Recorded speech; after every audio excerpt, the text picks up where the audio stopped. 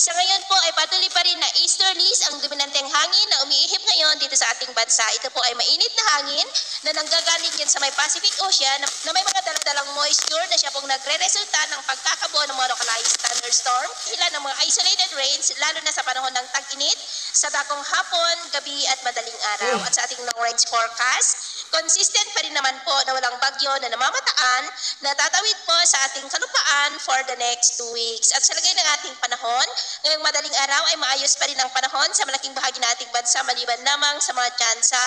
ng cloudy skies with isolated rains sa silangan ng Cagayan, coastal areas ng Isabela, Aurora, Infanta, Bulacan, Metro Manila, Rizal, Cavite, Bataan, Masbate, Estancia, Cadiz, Bogo, Carcar, Bohol, Dinagat Island, Siargao, Bislig, Davao Oriental, Zamboanga Peninsula at Sulu Archipelago. At mamaya po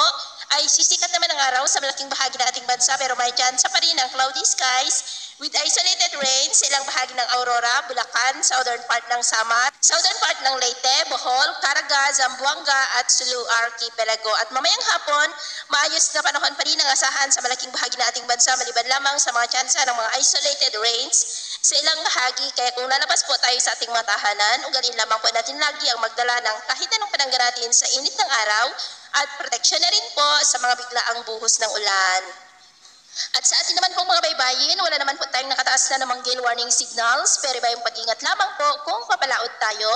para po mas makaiwas sa mga sakunang